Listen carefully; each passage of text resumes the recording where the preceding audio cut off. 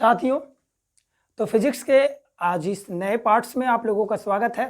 तो आज हम लोग फिजिक्स में बात करने वाले हैं अवतल दर्पण के बारे में। पिछले वीडियो में हम लोगों ने उत्तल दर्पण के बारे में पढ़ा था। आज हम लोग जानेंगे अवतल दर्पण। अवतल दर्पण क्या होती है? तो साथियों जान लीजिए कि अवतल दर्पण कहते किसको है। तो अवतल दर्पण के बारे में हम लोग जानते हैं, जरा सा आप ध्यान देंगे। अवतल दर्पण,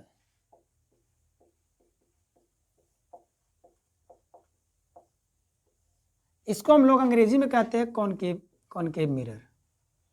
कॉनकेव मिरर, अवतल दर्पण। ठीक है, अवतल दर्पण क्या होती है? तो कहने का मतलब हुआ कि वैसा दर्पण या वैसा गोलीय दर्पण जिसका परावर्तक सतह धंसा हुआ हो। वैसा गोलीय दर्पण जिसका परावर्तक सतह धंसा हुआ हो उसे हम लोग अवतल दर्पण कहते हैं। जैसे देखिए इस तरह से, मैंने आपको पहले ही बताया था कि किसी भी दर्पण का है ना दाएं भाग को कलई किया जाता है। अब इसका दाएं भाग इधर है, इधर से कलई करेंगे और हमेशा प्रकाश की किरणें किसी भी दर्पण के बाईं ओर टकराती है, बाईं ओर ही टकराएगी। तो देखिए इस तरह से ये आप देख सकते हैं, ये आपका अवतल दर्पण तैयार हुआ। परावर्तक सतह मैंने बताया कि जिस तरफ प्रकाश की किरणें जाती है उसको परावर्तक सतह कहते हैं। इधर प्रकाश की किरण जाएगी तो ये परावर्तक सतह हुआ, है ना। और जिस गोलीय दर्पण का परावर्तक सतह धंसा हुआ रहेगा, केव, गुफा, केव माने गुफा, अगर प्रकाश की किरण गुफा में जाएगा, केव में जाएगा तो कॉनकेव मिरर कहलाएगा। प्रकाश की किरण केव में जाएगा तो कॉनकेव मिरर कहलाएगा, गुफा में जाएगा तो। ठीक है, ये आप दूसरे शब्द में इसे लिख सकते हैं कि वैसा गोलीय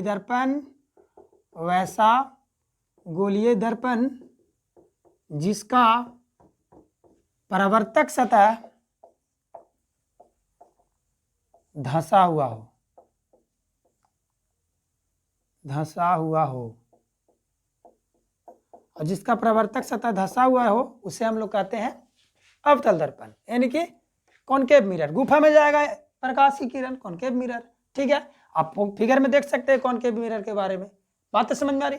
इस अवतल दर्पण को अभिसारी दर्पण के नाम से जानते हैं, उत्तल दर्पण को अपसारी के नाम से जानते हैं और अवतल दर्पण को अभिसारी। अभिसारी कहने का अर्थ हुआ कन्वर्जिंग इमर, कन्वर्जिंग इमर कहने का मतलब हुआ अभिसारी। तो लिख सकते हैं कि अवतल दर्पण को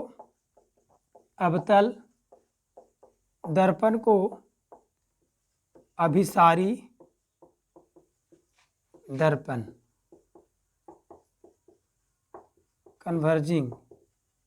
कन्वर्जिंग मिरर कहते हैं। अब इसको अभिसारी दर्पण क्यों कहते हैं? अवतल दर्पण को अभिसारी दर्पण क्यों कहते हैं?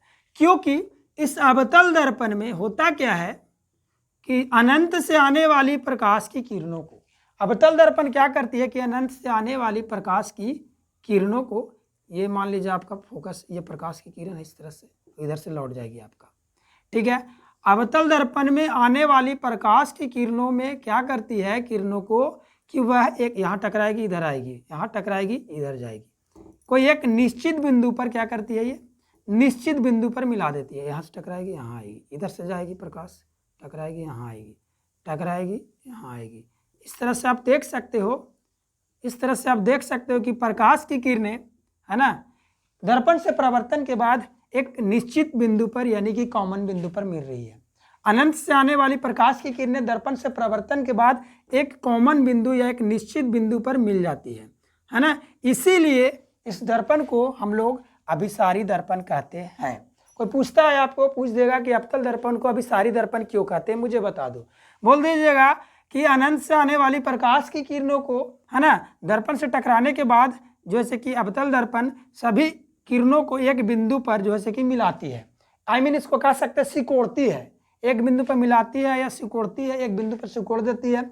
इसीलिए इस दर्पण का नाम है अभिसारी दर्पण। यहाँ तक की चीज़ों को आप समझ गए होंगे, क्योंकि ये जो इसका काम होता है कि किसी बिंदु, सभी प्रकाश की किरण को एक बिंदु पर मिलाना, इसलिए अभिसारी कहते हैं। क्लियर है? अब हम लोग जानेंगे इसका, है ना, उपयोग। इसका उपयोग कहाँ कहते हैं, उसके बाद हम लोग जानेंगे इसके प्रतिबिंब की स्थिति को बारे में। ठीक है, तो सबसे पहले अवतल दर्पण का उपयोग को समझते हैं। ठीक है, तो देखिए अवतल दर्पण के उपयोग के हम लोग देखते हैं। अवतल दर्पण का उपयोग, अवतल दर्पण का उपयोग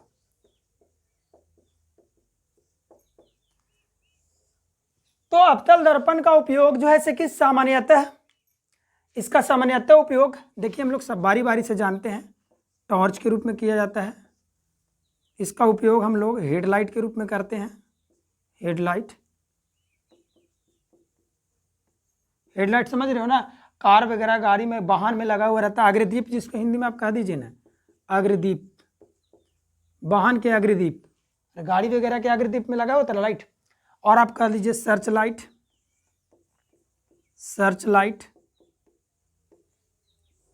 सोलर कुकर, सौर भट्टी भी इसको कह सकते हैं, सोलर कुकर। सबसे पहले अभी और भी उपयोग जानेंगे। प्रज्वलक के रूप में हम लोग इसका उपयोग करते हैं, प्रज्वलक। और भी इसका उपयोग है, हम लोग आगे जानेंगे। पहले इसको समझिए कि अवतल दर्पण का उपयोग जो है कि सामान्यतः इसका उपयोग टॉर्च के रूप में करते हैं, हेडलाइट के रूप में करते हैं, सर्च लाइट के रूप में करते हैं, सोलर कुकर के रूप में करते हैं और प्रज्वलक के रूप में करते हैं। टॉर्च के रूप में क्यों करते हैं इसका उपयोग, कारण क्या है? तो मैंने आपको बताया था कि ये जो है कि अवतल दर्पण का काम ही है कि प्रकाश की किरणों को ऑब्जर्व करना या एक निश्चित बिंदु पर मिलाना। देखिए टॉर्च में होता क्या है, जरा सा ध्यान दीजिए। इस तरह से टॉर्च में देखिए मैं आपका एक बना दिया, ये अवतल दर्पण, ये अवतल दर्पण बन गया। अवतल दर्पण बन गया, यहाँ पे आपका इस तरह से एक बल्ब सेटिंग कर दिया, ठीक है, बात समझ में आ रहा है ना। या फिर बल्ब जब सेटिंग कर दिया, ऊपर बाहर से इस तरह से हम एक कवर लगा दिए, एक कवर लगा दिए, कटोरी जिसको कहते हैं। देखिए ना, आप देखिएगा, इसको आप मत समझिएगा। टॉर्च में देखिएगा तो टॉर्च में इस तरह से ऊपर से लगा हुआ रहता है कांच।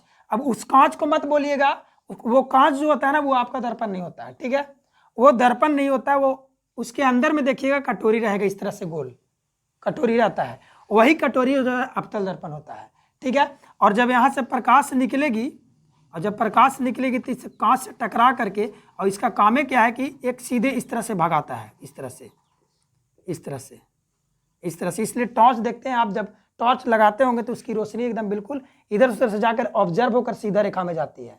इसीलिए है ना, अवतल दर्पण का उपयोग हम लोग टॉर्च के रूप में करते हैं। हेडलाइट, सर्च लाइट वही गाड़ी वाहन के रूप में इसीलिए हम लोग करते हैं क्योंकि वो सीधा दिखाता है।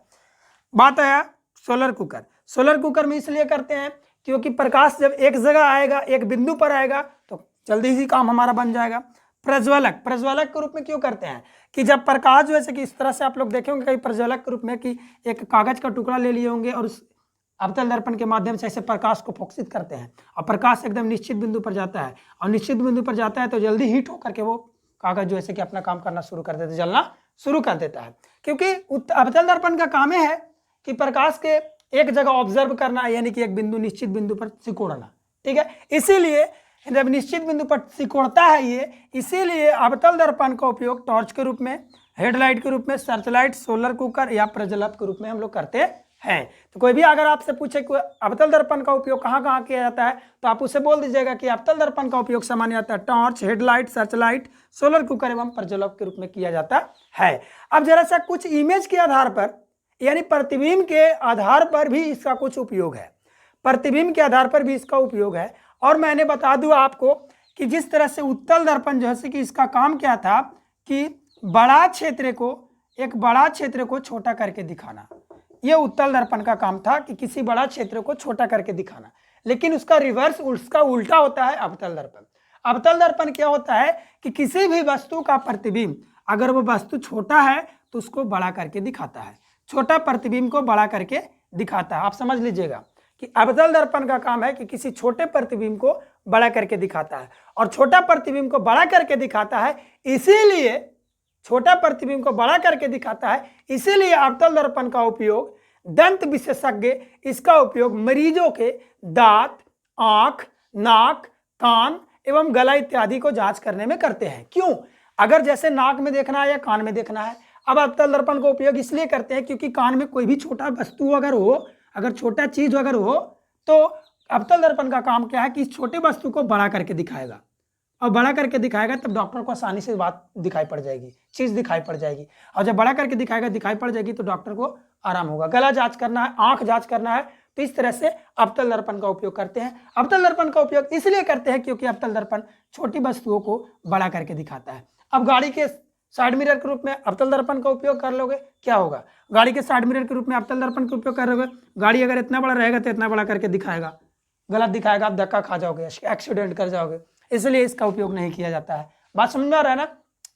तो दंत विशेषज्ञ के रूप में यानी कि आप समझ लो दांत विशेषज्ञ या फिर कोई भी डॉक्टर मरीजों को दांत, आंख, गला इत्यादि जांच करने के लिए है ना अवतल दर्पण का उपयोग करते हैं। क्यों करते हैं, क्योंकि है ना अवतल दर्पण छोटी वस्तुओं को बड़ा करके दिखाता है। साथ ही साथ अवतल दर्पण का एक उपयोग और है इसी इमेज के आधार पर कि छोटा करके बड़ा दिखाता है, जैसे दाढ़ी बनाने में, यह हजामती के रूप में जैसे कि अवतल दर्पण का उपयोग किया जाता है। ये पॉइंट को भी आप समझ लीजिएगा। तो चलिए चीज को हम लोग लिख लेते हैं कि अवतल दर्पण का उपयोग, टॉर्च, हेडलाइट तो लिख लिए होंगे, और इधर लिख लेते हैं कि अवतल दर्पण का और भी उपयोग है इसका इमेज के आधार पर इसका उपयोग है क्या कि डॉक्टर है ना दांत, आंख, कान, नाक एवं गला इत्यादि को जांच करने के लिए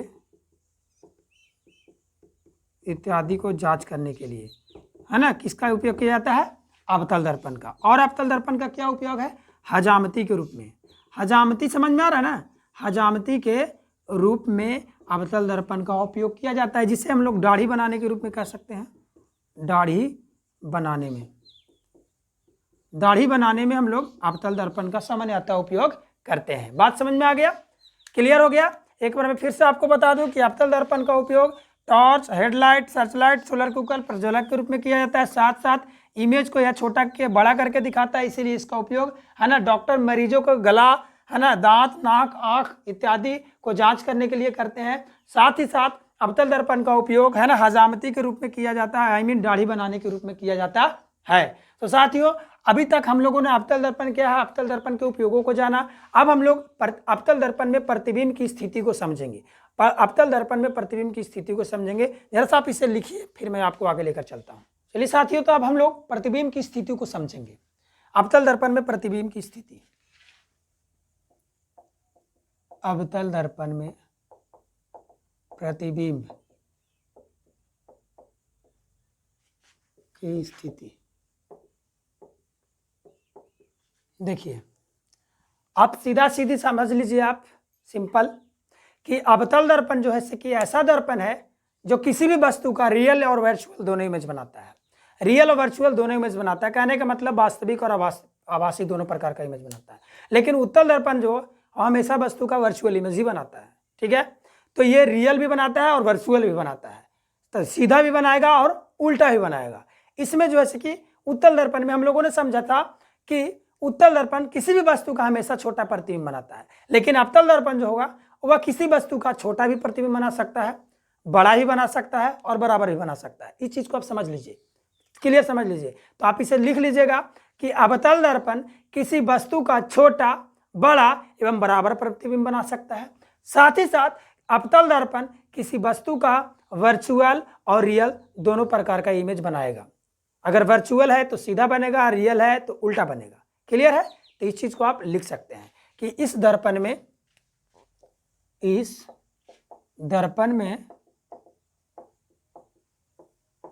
वस्तु का प्रतिबिंब छोटा, बड़ा एवं बराबर बन सकता है।